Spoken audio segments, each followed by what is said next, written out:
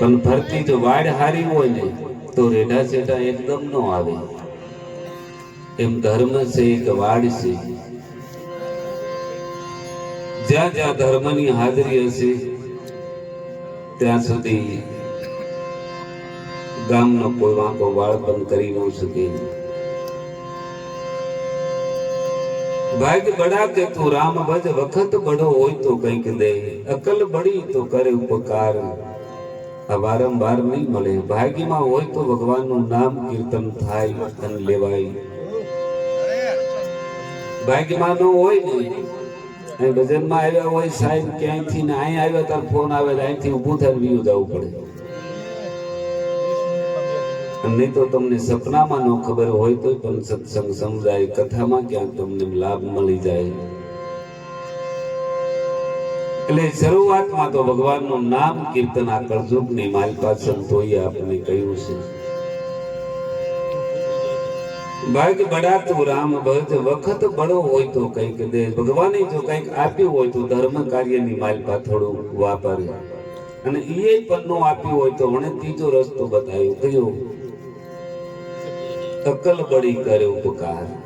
ભગવાને જો હારી અકલ બુદ્ધિ આપી હોય તો કોકના માથે એવો ઉપકાર કરી કોઈને રાહનો માર્ગ બતાવી દે. આ વારંવાર નહીં મળે. નર પશુ કે પનિયા નર નું કાય નો બને. નર જો ઉત્તમ કરણી કરે તો કે નર માંથી પણ નારાયણ બને. 184 યોગની માલપા ભાટક તો જીવ આવ્યો છે. માન કરીને આ એક મોકો મળ્યો છે.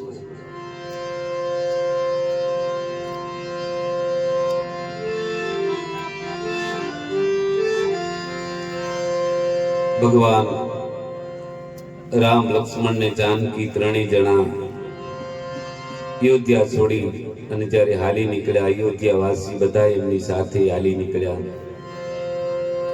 ભગવાને કહ્યું, ભાઈઓ બધા તમે પાછા વળી જાઓ. ભાઈ ભરત ગાદી પર આવશે તોય પણ મારા કરતા તમને સવાયો પણ સાસવશે. અને આ વગડામાં હું તમને ક્યાં બધાને સાચું? કારણ કે આ વગડાની માલપા અનેક હિંસક પ્રાણીઓ, ટાઢ તડકાની માલપા, તમે બધાય પાછા વળી જાઓ. બધાને કહ્યું પણ તોય કોઈ પાછું ન વળ્યું. કેમ? એક જ નિયમ રાખ્યો કે જો આપણા ગામની માલપાથી રામ વિયો જતો હોય તો હવે આ ગામની માલપા રહીને શું કરવું છે? ધર્મ વિના, રામ વિના જીવન બધું નકામું છે. કોઈ પાછું વળ્યું નથી. બધાને સરજુ કિનારે ભગવાને સુતા મેલી રાતના સમયે રથ લઈને નીકળી ગયા. પછી બીજો રાત વાસો ભગવાને ગંગા કિનારે કર્યો. જાતી વખતે દશરથજી કહ્યું તું કે હે સુમંતજી, તમે રથ લઈને મેળવા જાઓ. 2-3 દિવસ લઈ અને પછી એને ફેરવી પાછા લઈ આવજો. એક બાજુ અત્યારે કઈ હઠ કર્યો છે એટલે 2-3 દિવસ જાઓ પણ તમે રામને પાછા લઈ આવજો. સાંભળી લો, કદાચ રામ અવાજ સુધારજો, દરેક અવાજ બીજો અવસ્થા. રામ જો પાછા આવતા કદાચ હું નહીં ભાળો તો મારા પ્રાણ પણ નહીં ટકે. બસ બરાબર.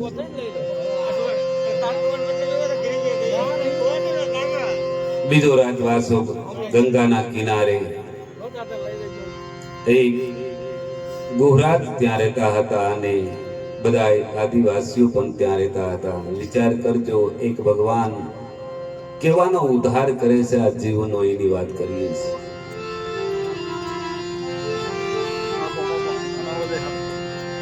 થાય તે થવા દે જે તું રામ ભજી ન મારે જે.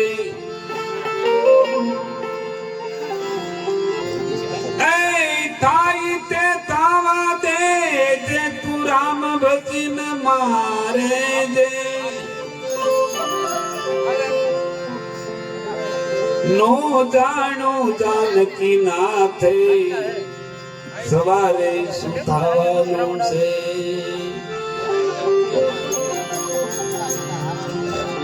ઘડી પલકી ખબર નથી ક્યાં કરે કાલની વાત. જીવ માથે જમ ફરે જેમ કા તેતર માથે છે બાસ. પોર આમ કરશું, 2 વર્ષ પછી પાછું આ કાર્ય કરશું. બે બેનું દળનું દળાવવા માટે ઘંટીએ જ્યાં લાઈટ ને કઈ વાર હોય કે કઈ પ્રોબ્લેમ હોય એટલે ઘડીક વાર હતી એટલે એક બેન એની માલપાથી લઈ લઈને દાણા ખાવા મળી, બાજરો ઘઉં. એટલે એની હારી હતું, એને પૂછ્યું બેન તું શું કરસ? કે નવરા બેઠા તા શું કરીએ, થોડું થોડું ઝપટી ચાલુ રાખીએ. અરે ઘરે જાય હાહુ ને જવાબ દેવો પડશે, તું દળાવા આવી હશું કે ખાવા આવીશું? પણ પાછું સમય આવ્યો એટલે દળાઈ ગયું. બે નું દાણું લઈને બે બેનું બજારની માલપા હાલી આવતી હતી અને એમાંથી ઓસીથી ભેંસું ભડકી, બે ને ટલો લગાડ્યો, બે ના માથે ડબ્બા ઊંધા વળી ગયા, બે ના દાણા ઢોળાઈ ગયા. હવે એક દાંત કાઢવા મળી ને એક રોવા મળી. આ બે પ્રશ્નો બન્યા આમાંથી.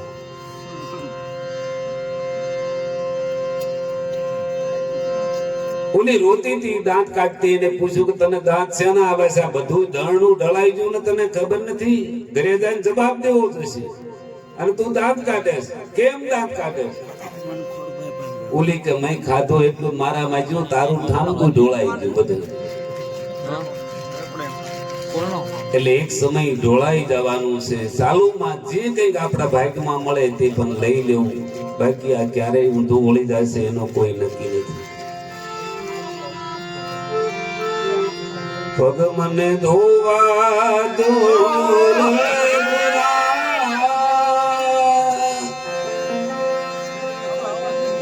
સત મને પાડો દિલડાની માં, પગ મને ધોવા દો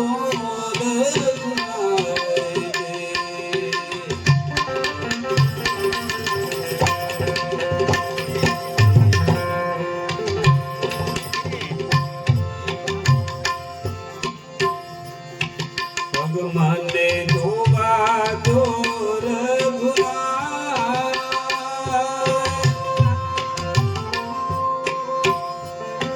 સક મને પાડો દિલડાની માં, પગ મને ધોવા દો.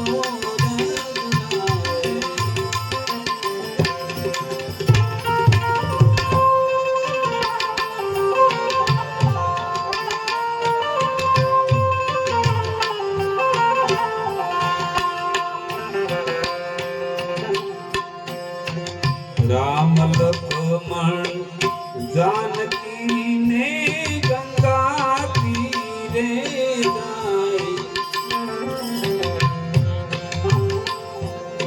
जाए, राम लक्ष्मण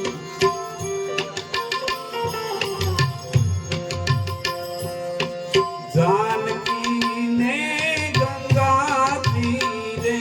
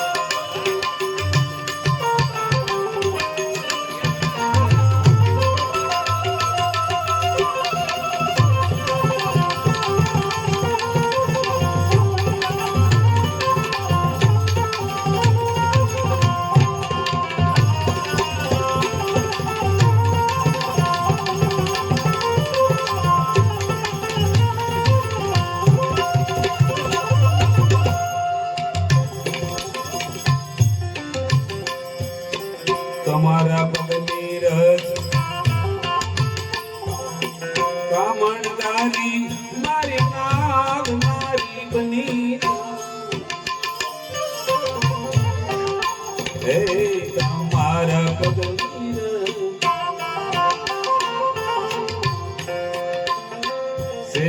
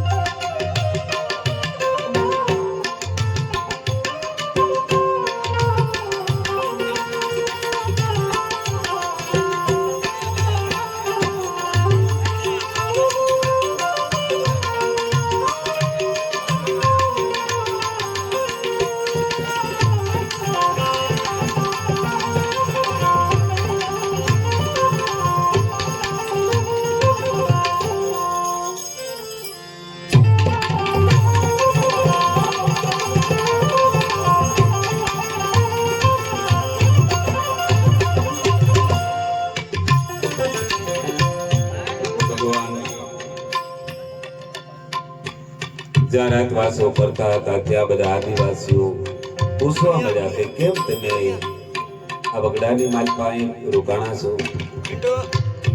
ભગવાન કે અમારે રાતવાસો અહીં કરવાનો છે અને સવારમાં ગંગાને પારે ઉતરવાનું છે. એમ કરો, અમારું ગામ નજીક જ છે અને ત્યાં આવો, જે બનશે અમારા ભલે ઝૂંપડા છે પણ અમે સેવા કરશું.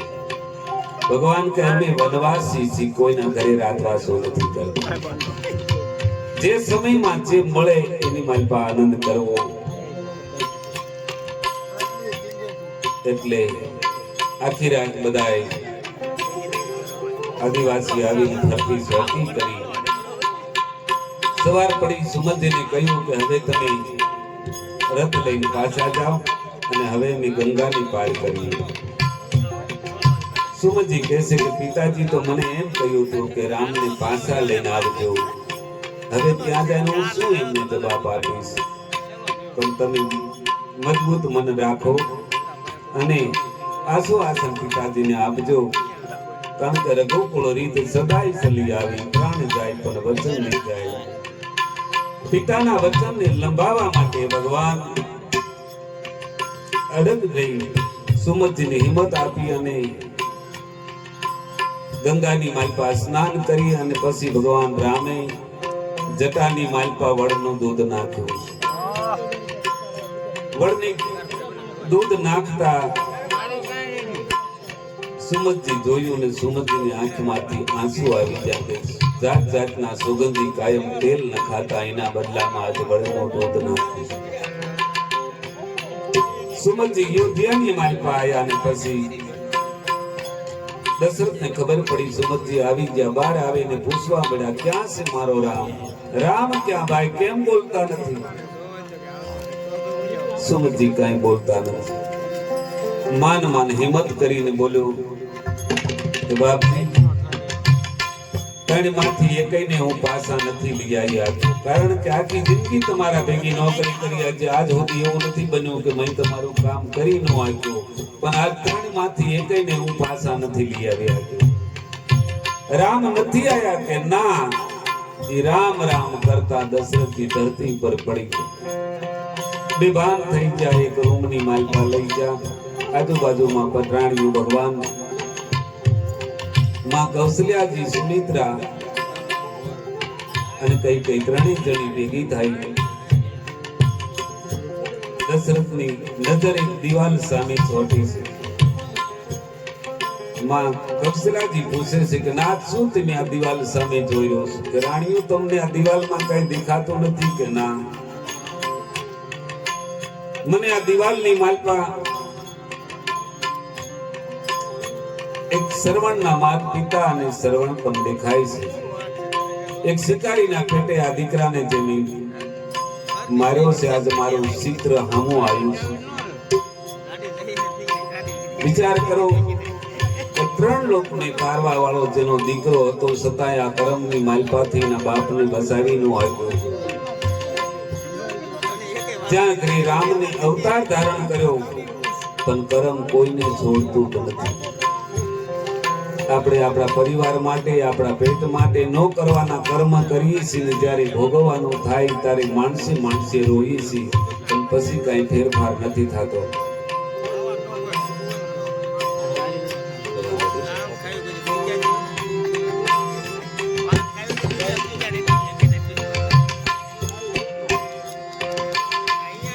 તમારા પગની રજ કામણદારી મારી નાવ નારી બની જાય રે.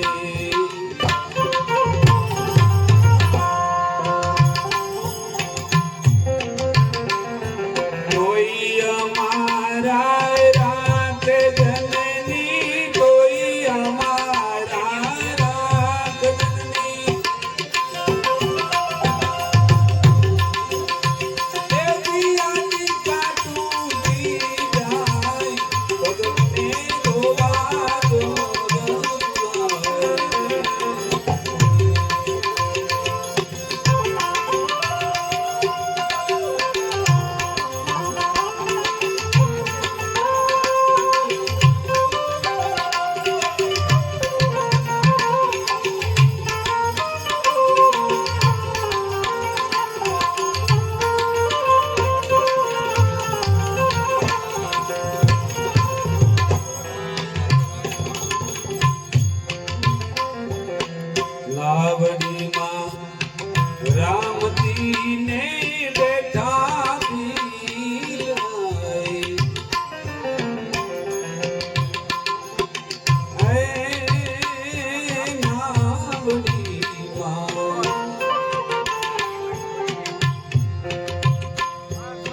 રામજી ને બેઠા ભીલ ગાય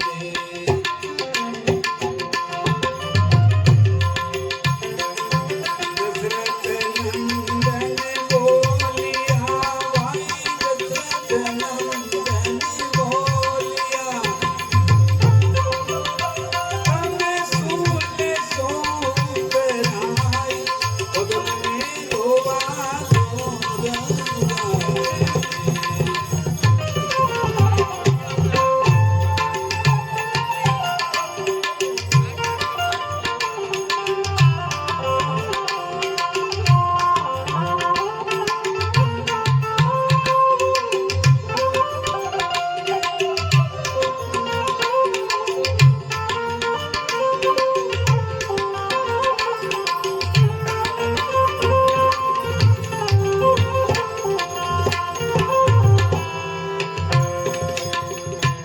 સિનાવી તમે સોનાવી લેવું દેવું નહીં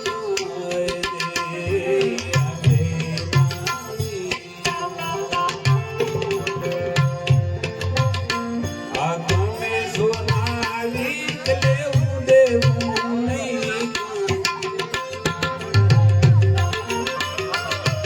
અને ઉતાર્યા ગંગાને પારે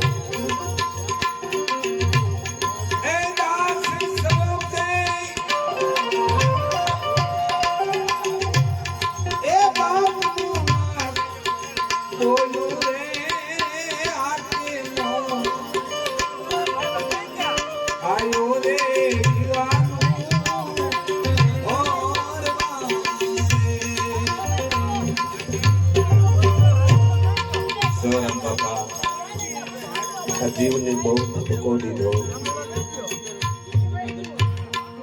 ભૂલ ખવારી તારી બ્રહ્મણાઈ આખી જિંદગી પૂરી થઈ તો તને ક્યારેય નક્કી જ નહોતું. જે અનુભવી હતા જેના શરણે જવાથી તને કઈ જીવનની આધાર મળતો, તારા આત્માનો કઈ ઓળખાણ થતી, ત્યાંથી કાયમ સેટો ને સેટો જ ભાગ્યો છે. અનુભવી હતા એને અળગા કર્યા, દુઃખ દુનિયાનું ડોળ્યું. બે વાતો ઓલા ઘરેથી લઈ આવ્યો, બે પાંચ બજારેથી લઈ આવ્યો અને પછી કોકના ઘરે ફેંકી. બસ આ જ કામ કર્યું આખી જિંદગી.